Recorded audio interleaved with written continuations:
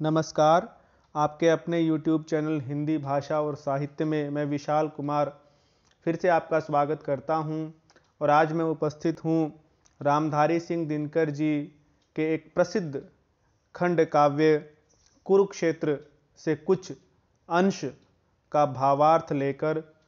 और इस अंश का भावार्थ जानने से पहले यह भी आवश्यक है कि हम इसके प्रसंग को जानें कि यह प्रसंग क्या है। महाभारत के युद्ध के बाद पितामह भीष्म शरशय्या पर लेटे हुए हैं और धर्मराज युधिष्ठिर उनके सम्मुख खड़े हुए हैं। और धर्मराज युधिष्ठिर इस महाभारत के युद्ध में जो नरसंहार हुआ है, जो चारों तरफ विनाश लीला हुई है, उस विनाश लीला से बहुत क्षुब्ध हैं और वे स्वयं को इस युद्ध के लिए दोषी मान रहे हैं। बहुत ही उनको युद्ध के बाद बहुत ग्लानि अनुभव हो रही है और इसी कारण वे पितामह भीष्म से इस ग्लानि के बारे में बात कर रहे हैं। तो पितामह भीष्म युधिष्ठिर को समझा रहे हैं कि यह युद्ध केवल तुम्हारे कारण ही नहीं हुआ युधिष्ठिर, और वे क्या क्या युधिष्ठिर को बात कहते हैं वह सब इस अंश में हम देखेंगे। तो आइए पंक्तिशः इस बड़ी ही उत्तम कविता का भावार्थ प्रारंभ करते हैं। पितामह कह रहे कौन्तेय से रण की कथा हैं, विचारों की लड़ी में गूंथते जाते व्यथा हैं। पितामह यह शब्द देवव्रत भीष्म के लिए, पितामह भीष्म के लिए प्रयोग किया गया है और कौन्तेय युधिष्ठिर के लिए प्रयोग किया है। तो यहाँ पर जो पितामह भीष्म हैं वे युधिष्ठिर से महाभारत के युद्ध की कहानी पर पुनर्विचार करते हुए कह रहे हैं। और वे केवल कहानी ही नहीं कह रहे हैं, अपितु उनके अंतर मन में जो व्यथा छिपी हुई है कि इतने वर्षों से वे इस राज्य हस्तिनापुर को देखते आ रहे थे और अब विनाश हस्तिनापुर का हुआ है, तो वे उनके अंतर मन में जो व्यथा है उस व्यथा को भी अपने विचारों की लड़ी में कौन्तेय के सामने गूंथ कर वे प्रकट कर रहे हैं। अर्थात जो भी वे विचार अभिव्यक्त कर रहे हैं उसमें उनके मन की व्यथा, उनके मन का दुख भी गुथा हुआ है। हृदय सागर मथित होकर कभी जब डोलता है, छिपी निज वेदना गंभीर नर भी बोलता है। देखिए, हृदय सागर, हृदय रूपी सागर जब कभी मथित होकर डोलता है, मथित होकर डोलने का अर्थ जिस प्रकार से दही को मथते हैं, या हम समुद्र मंथन का उदाहरण ले सकते हैं। जब देवों और असुरों के द्वारा मिलकर समुद्र मंथन किया गया था और उसमें इतनी हलचल उत्पन्न हुई थी, उसके बाद 14 रत्न उस समुद्र से प्राप्त हुए थे, जिसमें अमृत भी एक रत्न था और विष भी एक रत्न था। तो वैसे ही जब किसी व्यक्ति का हृदय रूपी सागर उसी प्रकार से हलचल से चलायमान हो जाता है, उसमें विचारों का मंथन होता है, जिस प्रकार से किसी दही को मथते हैं, वैसे ही विचार भी, जो मन का अंतर्द्वंद्व है वह हृदय को मथता है और उस मथने से, अंतर्द्वंद्व से हृदय में जो हलचल मचती है उसी की तरफ यहाँ संकेत किया गया है। तो जब ऐसी हलचल हृदय में मचती है तो कोई चाहे कितना ही गंभीर मनुष्य हो, गंभीर नर कितना ही गंभीर मनुष्य हो, उसके हृदय में छिपी हुई जो वेदना है वह मनुष्य अभिव्यक्त कर देता है। हम ये कहें कि कोई कितना ही धीर मनुष्य हो, धैर्यशाली मनुष्य हो और वह कभी भी अपनी वेदना को सामने प्रकट न करता हो, कितना ही गंभीर व्यक्ति हो, लेकिन जब हृदय में वह अंतर्द्वंद्व रूपी एक हलचल मचती है तो कोई कितना ही गंभीर मनुष्य हो वह भी अपने हृदय के अंदर छिपी हुई वेदना को प्रकट करता ही है। तो यहाँ पर धैर्यशाली या गंभीर मनुष्य के रूप में हमें पितामह दिखाई देते हैं और उनके हृदय में भी वह हलचल मची हुई है, अंतर्द्वंद्व है, और इसी कारण से उनके हृदय में जो दुख छिपा हुआ है उस दुख को वो युधिष्ठिर के सामने अभिव्यक्त कर रहे हैं। चुराता न्याय को जो रण को बुलाता भी वही है, युधिष्ठिर स्वत्व की अन्वेषणा पातक नहीं है। पितामह भीष्म कहते हैं कि जो न्याय को चुराता है, अर्थात जो न्याय को छोड़कर अन्याय करता है, वही युद्ध को भी आमंत्रण देता है। अर्थात जो व्यक्ति अन्यायी होता है, जो व्यक्ति अन्याय करता है, वही युद्ध को भी निमंत्रण देता है, अर्थात युद्ध का कारण भी वही होता है।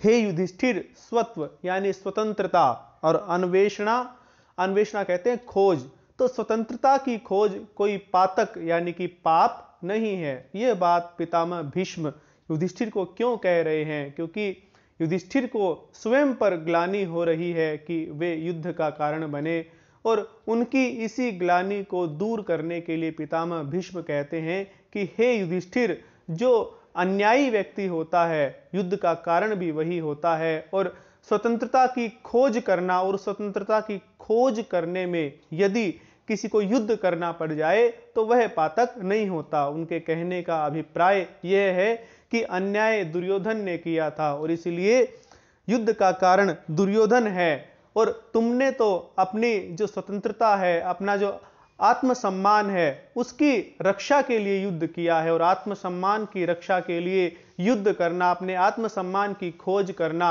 चाहे भले ही उसमें युद्ध क्यों न करना पड़ जाए, उसे पाप नहीं माना जा सकता। नरक उनके लिए जो पाप को स्वीकारते हैं, न उनके हेतु जो तन में उसे ललकारते हैं।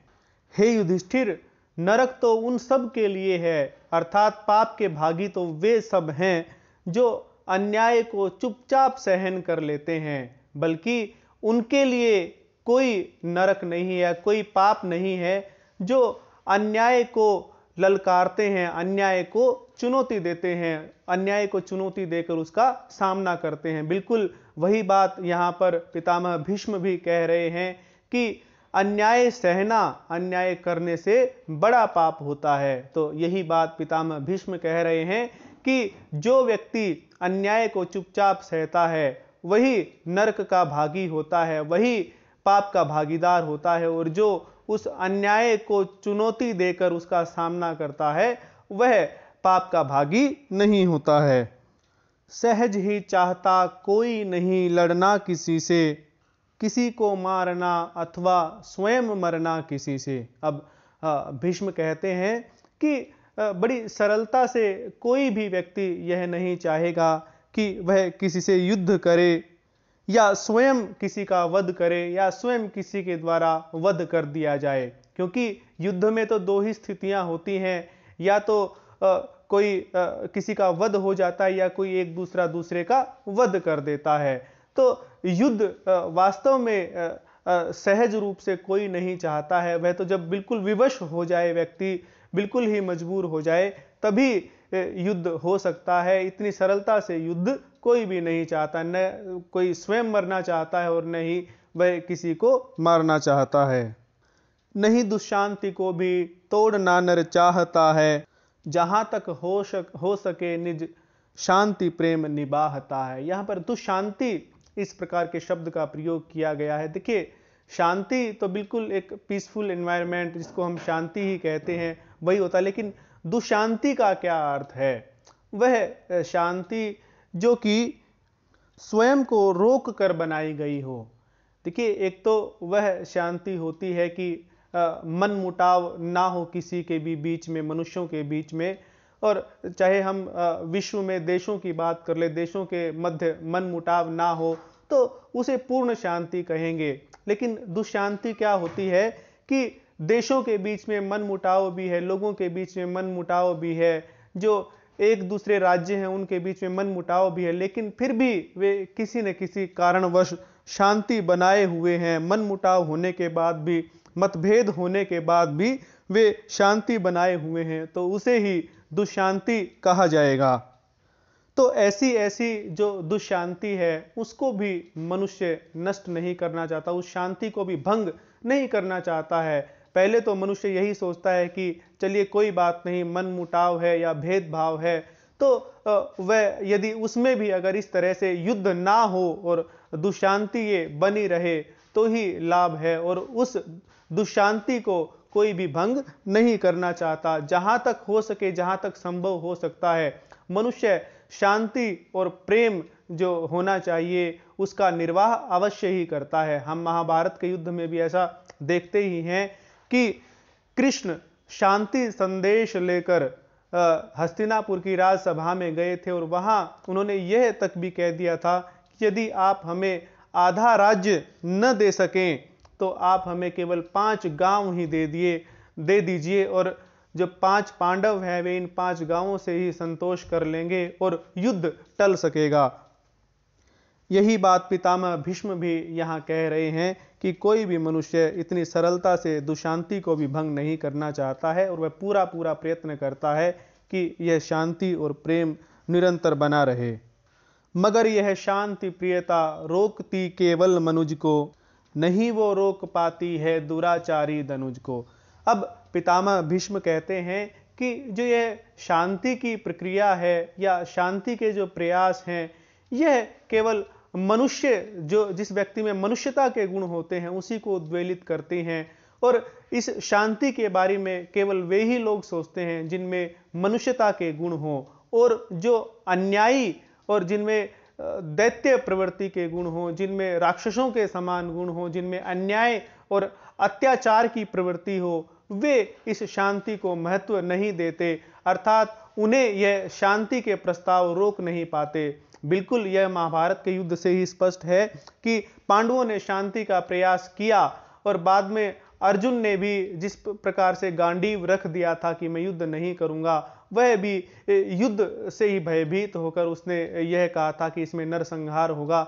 लेकिन जो दुर्योधन आदि अत्याचारी लोग हैं वे इस शांति के प्रस्ताव को स्वीकार नहीं कर पाते हैं, और यही बात पितामह भीष्म भी यहाँ कह रहे हैं कि जो अत्याचारी और दुराचारी दैत्य प्रवृत्ति के लोग होते हैं वे इन शांति प्रस्तावों को स्वीकार नहीं कर पाते। जो शांति है वह उनके मन को नहीं बदल पाती। दनुज क्या शिष्ट मानव को कभी पहचानता है, विनय की नीति कायर की वह सदा मानता है। देखिए, जो अत्याचारी और जो इस तरह की प्रवृत्ति के लोग होते हैं वह शिष्टता की पहचान नहीं कर पाते हैं, अर्थात शिष्टाचार या जो न्याय की बात होती है या शांति की बात होती है उसको वे महत्व नहीं दे पाते हैं, बल्कि उनके सामने तो जो शांति की बात करता है, शिष्टता की बात करता है, वे उसको कायर तक की संज्ञा दे देते हैं। यदि कोई उनके सामने विनम्रता का प्रदर्शन करता है तो वे यह मानते हैं कि सामने वाला तो कायर है। और दुर्योधन ने भी ऐसा ही किया था, क्योंकि उसको पितामह भीष्म, कर्ण, गुरु द्रोणाचार्य इत्यादि के बल पर घमंड था, और जब कृष्ण और पांडवों ने उसके सामने शांति प्रस्ताव रखा तो उसने इसीलिए स्वीकार नहीं किया कि पांडव युद्ध से डर गए हैं, जबकि वास्तविकता यह नहीं थी। पांडव तो केवल नरसंहार रोकने के लिए, कृष्ण तो केवल नरसंहार रोकने के लिए शांति दूत बनकर हस्तिनापुर गए थे, लेकिन दुर्योधन ने यही समझा कि ये सब कायर हैं, ये सब युद्ध से डर गए हैं, और इसीलिए उसने शांति प्रस्ताव को स्वीकार नहीं किया, पांडवों की शिष्टता को भी उसने स्वीकार नहीं किया। समय जो बीतता त्यों त्यों अवस्था घोर होती है, अन्य की श्रृंखला बढ़कर कराल कठोर होती है। भीष्म कहते हैं कि जैसे जैसे समय बीतता है त्यों तो परिस्थितियां और भी विकट और भी भयानक होती जाती हैं, और अन्य जो कारण होते हैं वे जिस प्रकार से एक चेन में एक कड़ी से जुड़कर दूसरी कड़ी और वो पूरी लंबी चेन बन जाती है, वैसे ही जो विकट परिस्थितियों की चेन है यह भी एक कड़ी से दूसरी कड़ी जुड़कर, एक कारण से दूसरा कारण जुड़कर, तीसरा कारण जुड़कर यह बहुत लंबी एक चेन बन जाती है और बहुत लंबी श्रृंखला बन जाती है। और उस श्रृंखला के कारण ही फिर इस तरह के विनाशक युद्ध देखने को मिलते हैं। क्योंकि रामधारी सिंह दिनकर ने जब यह कुरुक्षेत्र लिखा था, तब उस समय द्वितीय विश्व युद्ध चल रहा था और द्वितीय विश्व युद्ध जो चल रहा था उसके भी कारण कुछ इसी तरह के थे। एक तो हिटलर की जो अति विस्तारवादी नीति थी, उसके कारण मुसोलिनी की अति विस्तारवादी नीति थी, उस सब के कारण। क्योंकि द्वितीय विश्व युद्ध को रोकने का यदि किसी ने प्रयास भी किया, शांति के प्रयास भी किए, तो इन लोगों ने उन प्रयासों को अति विफल कर दिया। और यही बात यहाँ पर पितामह भीष्म भी कह रहे हैं कि जो ये महाभारत का युद्ध हुआ, यह तो कई कड़ियों को मिलाकर युद्ध हुआ है। इस बात को वो आगे उदाहरणों के माध्यम से स्पष्ट भी करेंगे। तो आइए आगे देखते हैं। किसी दिन तब महाविस्फोट कोई फूटता है, मनुज ले जान हाथों में दनुज पर टूटता है।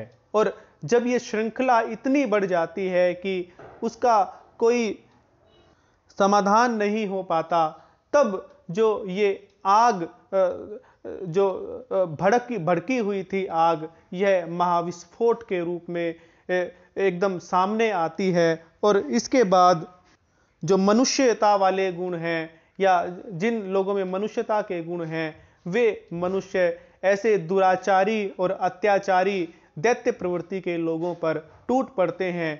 क्योंकि सहने की भी कोई सीमा होती है और उस सीमा के बाद जो शांति कामी लोग थे, जो शांति चाहने वाले लोग थे, जब उनके सिर के ऊपर से भी पानी गुजर जाता है तो वे भी हथियार लेकर उन अत्याचारियों और अन्यायियों पर टूट पड़ते हैं। न समझो किंतु इस विध्वंस के होते प्रणेता, समर के अग्रणी दो ही पराजित और जेता।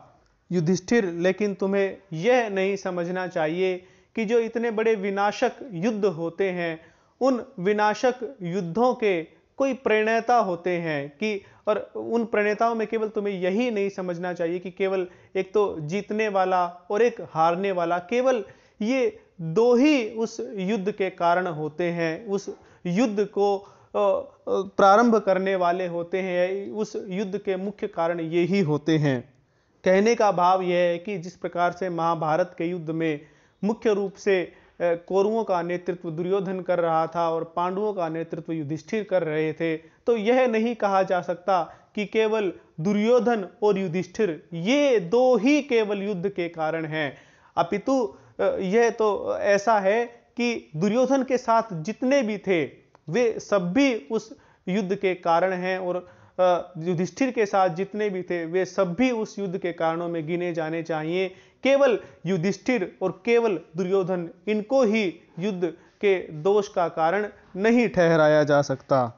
नहीं जलता निखिल संसार दो की आग से है, अवस्थित ज्यों न जग दो चार ही के भाग से है। ऊपर पितामह भीष्म ने जो बात कही कि केवल विजित होने वाले और पराजित होने वाले केवल दो को ही युद्ध का कारण नहीं माना जा सकता है, उस बात को कहने के पीछे क्या तर्क पितामह भीष्म देते हैं कि केवल दो के भीतर जो युद्ध की आग जल रही थी, उनके हृदय में युद्ध की जो आग जल रही थी, युद्ध की भावनाएं थी, उससे पूरा संसार इस तरह से नहीं जल सकता है। उनका कहना यह है कि यदि उन दोनों के भीतर ही युद्ध की आग होती तो वे स्वयं ही लड़ लेते, इतने सारे लोगों को वे अपने अंदर सम्मिलित नहीं करते, इतना बड़ा विनाश नहीं होता। तो केवल दो ही वे ऐसे कारण नहीं हैं जिनके कारण इतना बड़ा युद्ध हो जाए। जैसे कि दो चार लोगों के कारण ही इस संसार की स्थिति नहीं है, ये संसार नहीं बना है, दो चार लोगों से मिलकर ये संसार नहीं बना है। संसार तो इतने सारे करोड़ों लोगों से मिलकर ही बना है, तो वैसे ही दो लोग ही केवल युद्ध के लिए उत्तरदायी नहीं ठहराए जा सकते। और जो भी यह बात पितामह भीष्म कह रहे हैं वे आगे इसका उदाहरण भी देंगे, तो इसलिए मैं आपको पहले नहीं बता रहा हूं, क्योंकि वे उदाहरण आएंगे तब सारी बातें स्पष्ट हो जाएंगी कि पितामह भीष्म ऐसा क्यों कह रहे हैं कि दो को ही उत्तरदायी नहीं ठहराया जा सकता। युधिष्ठिर, क्या हुताशन शैल सहसा फूटता है, हुताशन ज्वालामुखी। कि वो युधिष्ठिर से पूछते हैं कि हे युधिष्ठिर, ये बताओ कि क्या ज्वालामुखी एकदम अचानक ही फूट जाता है, ज्वालामुखी एकदम अचानक ही फट पड़ता है? कभी क्या वज्र निर्धन व्योम से भी छूटता है? वज्र कहेंगे बिजली को और व्योम कहते हैं आकाश को। और क्योंकि निर्धन व्योम यहाँ पर कवि ने शब्द प्रयोग किया है, अब आकाश कैसे निर्धन हो सकता है, आकाश कैसे गरीब हो सकता है? इस बात को हम इस तरह से समझ सकते हैं कि आकाश में जब बादल होता है, धुआं होता है, तो उसे निर्धन नहीं कहा जा सकता। यहाँ पर निर्धन से आप अर्थ ले सकते हैं, निर्धन का अर्थ ले सकते हैं आप निर्मल से, कि निर्मल व्योम, कि जिस आकाश में न तो कोई बादल है, तो यदि बादल नहीं होंगे तो उसमें बिजली कहाँ से आएगी? तो इसी बात को लक्ष्य करके पितामह भीष्म कह रहे हैं कि हे युधिष्ठिर, यह तो बताओ कि क्या उस निर्मल आकाश से भी कभी बिजली गिर सकती है? अनलगिरी फूटता जब ताप होता है अवनी में। अवनी पृथ्वी को कहते हैं।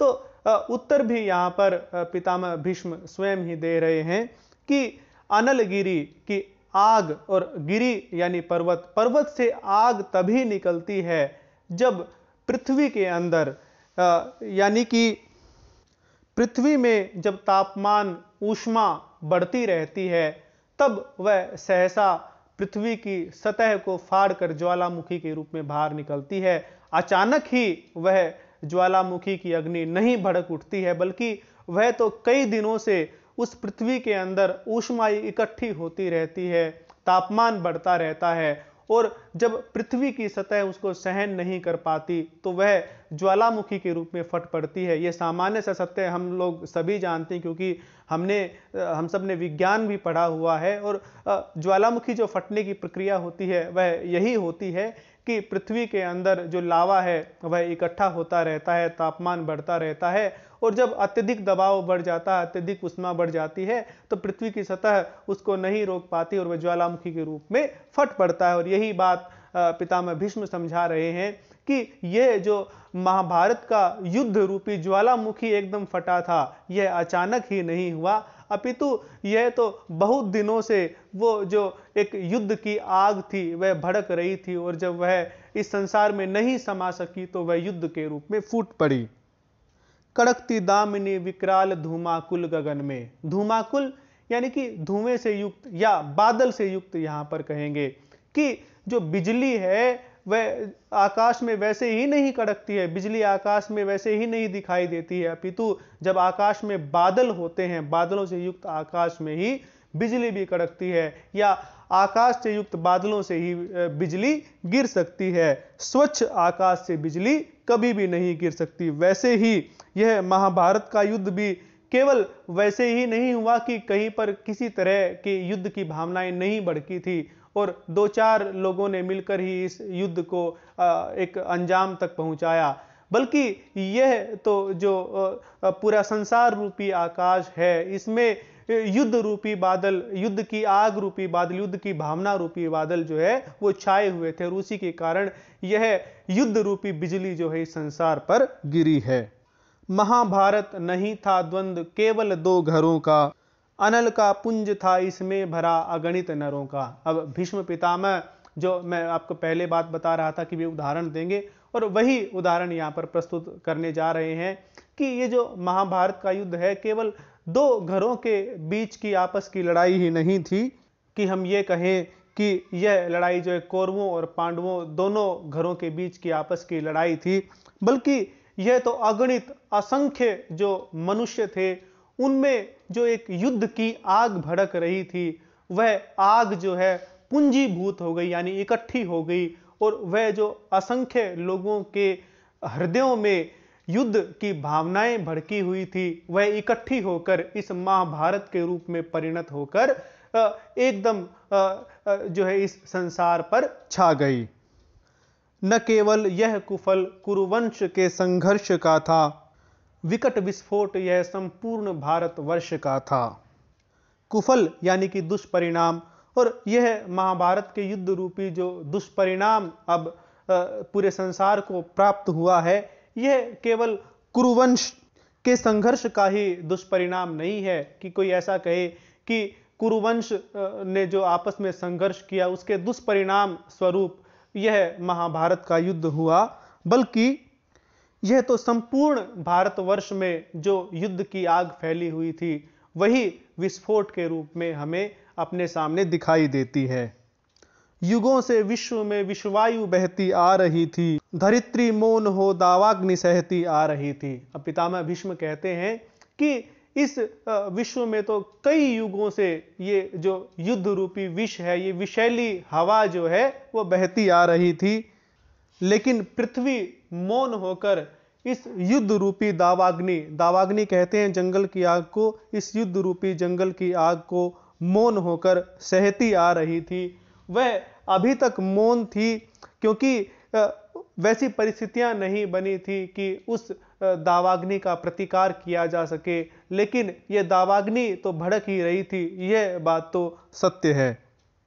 परस्पर वैर शोधन के लिए तैयार थे सब, समर का खोजते कोई बड़ा आधार थे तब।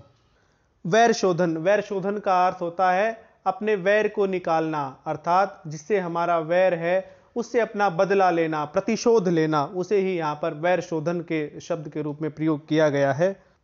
इस संसार में, इस भारतवर्ष में जो एक ईर्ष्या और एक दूसरे के प्रति जो प्रतिशोध की भावना अनगिनत लोगों में एक दूसरे के प्रति फैली हुई थी, वे सब इसके लिए कोई ना कोई अवसर चाहते थे। वे बिल्कुल तैयार थे कि हमें कब अवसर मिले और कब हम अपना प्रतिशोध लें, अपना बदला लें, और इसी के लिए वे कोई न कोई एक ऐसा आधार खोज रहे थे जिसको एक तात्कालिक कारण मानकर और फिर अपने अपने प्रतिशोध एक दूसरे से लिए जाएं। कहीं था जल रहा कोई किसी की शूरता से, कहीं था क्षोभ में कोई किसी की क्रूरता से। भीष्म कहते हैं कि कहीं तो ऐसी स्थिति थी, किसी किसी व्यक्ति के बीच में तो ऐसी स्थिति थी कि कोई एक दूसरे की वीरता से ही जल रहा है, कोई एक दूसरे की वीरता से ही ईर्ष्या कर रहा है। क्षोभ कहते हैं क्रोध, और कहीं ऐसी बात थी कि किसी एक व्यक्ति ने दूसरे के प्रति क्रूरता दिखाई है, किसी एक व्यक्ति ने दूसरे के प्रति अन्याय किया है, तो वह उस अन्याय के कारण क्रोध में था। कहीं उत्कर्ष ही नृप का नृपों को सालता था, नृप राजा, तो कहीं ऐसी स्थिति थी कि एक राजा का उत्कर्ष, यानी एक राजा का उत्थान दूसरे राजा के लिए दुख का कारण बन गया था। और यह बात तो हम भी देखते हैं कि आसपास भी, कि यदि कोई एक व्यक्ति वीर है या एक व्यक्ति आगे बढ़ रहा है तो बहुत से ऐसे व्यक्ति भी मिल जाएंगे कि जो उसे आगे बढ़ता हुआ देखकर दुखी होंगे और यह चाहेंगे कि किसी प्रकार से यह आगे न बढ़ पाए। तो पितामह भीष्म उन्हीं बातों की तरफ संकेत कर रहे हैं कि विश्व में परिस्थितियां ऐसी बन रही थी, कोई किसी की वीरता को देखकर जल रहा था, या कोई किसी की क्रूरता से बहुत क्रोधित हो चुका था, या इस प्रकार की परिस्थितियां थी कि एक राजा दूसरे राजा के उत्थान को देखकर वह बहुत दुखी था और उसके हृदय में जिस प्रकार से लकड़ी को सालते हैं उस प्रकार से उसका हृदय बिंधा जा रहा था, उसके हृदय में पीड़ा उत्पन्न होती थी। कहीं प्रतिशोध का कोई भुजंगम पालता था, भुजंगम कहते हैं सर्प को, या किसी व्यक्ति के मन में दूसरे व्यक्ति से प्रतिशोध लेने का सर्प जो है वो पल रहा था। अर्थात ये कह सकते हैं कि किसी व्यक्ति के हृदय में दूसरे से प्रतिशोध लेने की भावना जो है वो पनप रही थी। निभाना पार्थवध का चाहता था राधेय प्रण, द्रुपद था चाहता गुरु द्रोण से निज वैर शोधन। आप सभी को उस प्रसंग का तो पता ही होगा कि किस प्रकार से एक दिन हस्तिनापुर के राजकुमार अपनी शस्त्र विद्या का प्रदर्शन कर रहे थे और उसी समय जो कर्ण था वह भी वहां आ जाता है और वह अर्जुन को चुनौती देता है अपने साथ युद्ध कौशल में भाग लेने के लिए। लेकिन तब गुरु द्रोण यह इस बात के लिए इनकार कर देते हैं क्योंकि उन्हें यह संदेह हो गया था कि कर्ण को शस्त्र विद्या का बहुत अधिक ज्ञान है। और उसके बाद युधिष्ठिर, माफ कीजिएगा, जो दुर्योधन है वह कर्ण को अंग देश का राजा बना देता है और यह कहता है कि अब यह सूत पुत्र नहीं है, अब यह राजकुमारों के साथ भी युद्ध कर सकता है। अब ऐसा कोई नियम नहीं रहेगा कि सूत पुत्र राजकुमारों के साथ किसी प्रतियोगिता में भाग न ले सके। तो उसके बाद जो दुर्योधन और कर्ण है उनकी मित्रता जो है वो प्रगाढ़ और भी अधिक हो जाती है। और उसके बाद कर्ण दुर्योधन के सामने ही अर्जुन वध की प्रतिज्ञा ले लेता है। तो उसी प्रण की बात यहाँ पर की गई है कि कर्ण जो है अपने उस प्रण को, अपनी उस प्रतिज्ञा का निर्वाह करना चाहता था कि वह अर्जुन का वध करेगा। द्रुपद और गुरु द्रोण का भी प्रसंग आपको पता ही होगा कि किस प्रकार से द्रुपद और गुरु द्रोण दोनों गुरु भाई थे। और उसके बाद जो राजा द्रुपद हैं वो गुरु द्रोण की सहायता करने का उसे आश्वासन देते हैं, लेकिन जब द्रोण उनके पास जाते हैं तो द्रुपद उनको पहचानते भी नहीं, उनका अपमान करते हैं। और उसके बाद किस प्रकार से द्रोण अर्जुन से गुरु दक्षिणा में द्रुपद का राज्य मांगते हैं और फिर वापिस उसको लौटाते हैं। तो इस प्रकार से द्रुपद उस बात को अपना अपमान भी मानते हैं और फिर वे गुरु द्रोण से इस बात का प्रतिशोध भी लेना चाहते थे। तो उन सब बातों को यहाँ बताया गया है कि युद्ध में ये लोग भी शामिल हुए थे, लेकिन इन लोगों के शामिल होने के अपने अलग कारण थे और वो केवल एक ऐसा आधार चाहते थे कि वे अपने अपने वैर निकाल सकें। जैसे कर्ण का उस कौरवों और पांडवों की लड़ाई से कोई संबंध नहीं था, लेकिन उसका संबंध था अपनी प्रतिज्ञा से कि वह अर्जुन को और अर्जुन का युद्ध में वध करेगा। तो इस कारण से वह सम्मिलित हुआ। द्रुपद और द्रोणाचार्य, क्योंकि द्रुपद पांडवों की तरफ से लड़े और द्रोणाचार्य कौरवों की तरफ से लड़े, और दोनों में जो एक वैर बन गया था उस वैर का प्रतिशोध दोनों ही एक दूसरे से लेना चाहते थे। और वे इस प्रकार से विपरीत जो दल थे उन दलों से लड़े भी। उसके बाद जो द्रुपद का पुत्र धृष्टद्युम्न है उसने द्रोणाचार्य का वध भी किया। शकुनी को चाहती कैसे चुकाए ऋण पिता का, मिला दे धूल में किस भांति कुरुकुल की पताका। अब यहाँ पर यह बताया गया है कि शकुनी को इस प्रकार की चाह थी, उसकी इस प्रकार की इच्छा थी कि वह अपने पिता का ऋण कैसे चुकाए और जो कुरुवंश है उसके ध्वज को किस प्रकार से धूल में मिला दे, कुरुवंश का वह नाश कर दे। और वह कुरुवंश का नाश इसलिए करना चाहता था क्योंकि जो गांधारी थी, जब पितामह भीष्म स्वयं ही गांधारी का हाथ धृतराष्ट्र के लिए मांगने के लिए गए थे, तब मजबूरी वश जो गांधार नरेश थे यानी जो गांधारी के पिता थे वो मजबूर थे और फिर गांधारी ने स्वयं ही अपनी आंखों पर पट्टी बांध ली इस मजबूरी को देखकर। तो उस समय शकुनी ने यह निश्चय किया था कि आज जो अपमान उनका इस कारण से हुआ है तो वह उस अपमान का बदला जरूर लेगा। और तभी से उसने यह ठान ली थी कि वह कुरुवंश को नष्ट करके ही रहेगा। और इसी कारण से शकुनी दुर्योधन को उल्टी शिक्षाएं देता रहा। और शकुनी का बहुत बड़ा योगदान है महाभारत के युद्ध को आकार देने में। सुयोधन पर न उसका प्रेम था, वह घोर छल था, हितु बनकर उसे रखना ज्वलित केवल अनल था। और शकुनी के बारे में स्वयं यहाँ पर दिनकर जी बता रहे हैं कि जो शकुनी है उसका दुर्योधन के प्रति कोई प्रेम नहीं था कि वह उसका भांजा है तो इस कारण से उस पर अत्यधिक प्रेम उमड़ा हुआ है, बल्कि वह तो दुर्योधन का साथ इसलिए देता था, उसको भड़काता इसलिए था क्योंकि उसे इस युद्ध की आग को कभी भी शांत नहीं होने देना था। उसका तो लक्ष्य ही यह था कि इनको आपस में लड़ाया जाए और किस प्रकार से कुरुकुल का नाश किया जाए। तो इसीलिए वह इस अनल को, इस युद्ध की आग को भड़काए रखना चाहता था, प्रज्वलित किए रहना चाहता था। वर्तमान में भी हम इस प्रकार की परिस्थितियों को देखते हैं कि जो देश हथियारों का व्यापार करते हैं वे किस प्रकार से देशों को हथियार देते रहते हैं और उन देशों को उनकी सहायता के नाम पर एक दूसरे से लड़वाते रहते हैं और अपने हथियारों का व्यापार करते रहते हैं। और उनका उद्देश्य केवल और केवल होता है स्वयं का लाभ। चाहे दूसरे देशों में कोई मनमुटाव ना हो तो भी वो इस प्रकार की परिस्थितियां उत्पन्न करते हैं कि दूसरे देश आपस में लड़ते रहें। जहां भी आग थी जैसी सुलगती जा रही थी, समर में फूट पड़ने के लिए अकुला रही थी। तो पितामह भीष्म कहते हैं कि जहां भी, जिसके हृदय में भी जो आग थी वह दिनों दिन बढ़ती ही जा रही थी, फैलती ही जा रही थी और वह किसी युद्ध भूमि में फूट पड़ने के लिए, बाहर आने के लिए बिल्कुल तैयार हो रही थी। मैं आपको एक प्रसंग सुना देता हूं कि जब कृष्ण शांति दूत के रूप में हस्तिनापुर जा रहे थे पांडवों की तरफ से प्रस्ताव लेकर, तो उनके पास शिखंडी आता है। शिखंडी के प्रसंग को आप जानते ही होंगे कि वह अंबा का ही दूसरा जन्म था और वह पितामह भीष्म से अपना प्रतिशोध लेना चाहता था, क्योंकि अंबा की जो प्रसंग है उसमें आपको पता ही है कि उसका निश्चय था कि वह पितामह भीष्म की मृत्यु का कारण बने।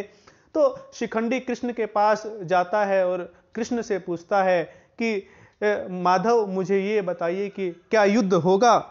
तब कृष्ण कहते हैं कि हे शिखंडी, अभी तो मैं शांति का प्रस्ताव कौरवों के पास लेकर जा रहा हूं और अभी मैं ये तुम्हें नहीं बता सकता कि युद्ध होगा अथवा नहीं, लेकिन तुम यह सब क्यों पूछ रहे हो। तो शिखंडी बताता है कि मुझे भी इंतजार है इस युद्ध का, कि मैं भी एक प्रतिशोध लेना चाहता हूं। तब जो कृष्ण हैं वो शिखंडी को यही उत्तर देते हैं कि शिखंडी, तुम्हारे जो व्यक्तिगत प्रतिशोध हैं उनको व्यक्तिगत रूप से लो, पांडवों को इस पाप का भागीदार न बनाओ। तो कहने का मतलब यह है कि उस युद्ध में बहुत से लोग एक दूसरे से प्रतिशोध लेना चाहते थे। केवल ऐसा ही नहीं है कि दुर्योधन और युधिष्ठिर इन सब की ही आपस में लड़ाई थी, बल्कि बहुत से ऐसे पक्ष बने हुए थे जो एक दूसरे से प्रतिशोध लेना चाहते थे।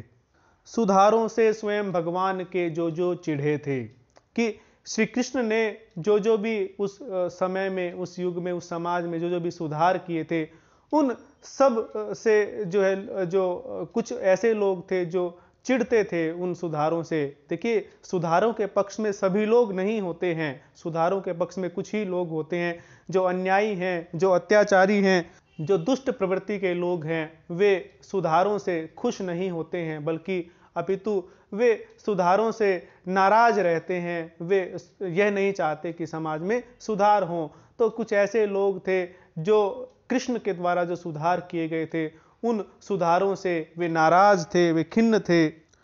नृपति वे क्रुद्ध होकर एक दल में जा मिले थे, और वे सभी राजा जो भगवान कृष्ण के सुधारों से खिन्न थे, वे क्रोधित होकर एक दल में जा मिले थे, अर्थात वे कौरवों के दल में सम्मिलित हो गए थे।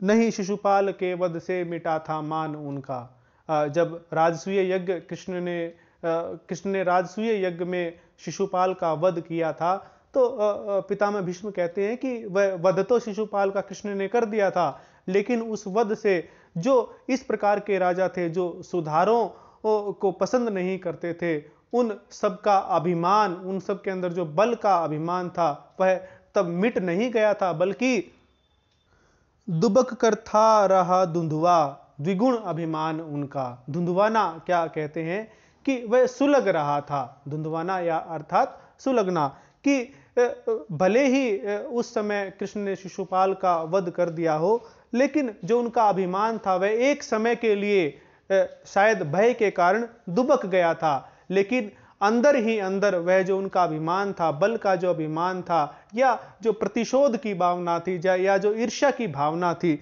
वह जो है द्विगुणित, यानी कि दुगनी तेजी से वह जो है वह प्रज्वलित हो रही थी, सुलग रही थी। कृष्ण द्वारा शिशुपाल का वध किए जाने के बाद भी उनकी जो ईर्ष्या की भावना है या जो अभिमान की भावना है वह समाप्त नहीं हो गई, अपितु वह एक समय के लिए हृदय में दब तो अवश्य गई, लेकिन वह जो है दुगनी गति से सुलगने लगी। परस्पर की कलह से, वैर से होकर विभाजित, कभी से दो दलों में हो रहे थे लोग सज्जित। कि जो आपस की कलह थी, आपस का वैर था, उस आपसी कलह और वैर के कारण जो अलग अलग क्षेत्रों में बसे हुए राजा थे, वे सब शुरू से ही दो दलों में विभाजित हो रहे थे, एक वह धड़ा और एक वह धड़ा। जैसे कि हमने दोनों विश्व युद्धों में देखा कि हमेशा ही दो पक्ष रहे हैं। द्वितीय विश्व युद्ध में एक तरफ तो जर्मनी, इटली और जापान थे, और एक तरफ इंग्लैंड, फ्रांस इत्यादि जो देश थे। तो इसी प्रकार से महाभारत के युद्ध में भी जो अलग अलग विचारधारा के लोग थे, वे दो दलों में अपने आप को विभाजित करते आ रहे थे। खड़े थे वे हृदय में प्रज्वलित अंगार लेकर, धनुर्जा चढ़ाकर म्यान में तलवार लेकर। वे बिल्कुल तैयार खड़े थे।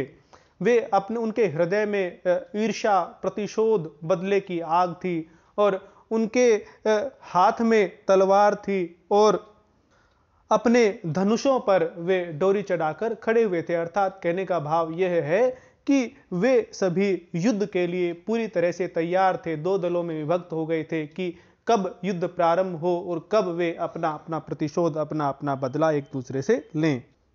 यह था इस जो कुरुक्षेत्र जो कविता है इसके जितने भी पद्यांश हैं उन सब में से कुछ पद्यांशों की आज व्याख्या हुई है। यह प्रथम भाग रहा और इसके जो अगले पद्यांश हैं उनकी व्याख्या हम अगले व्याख्यान में करेंगे।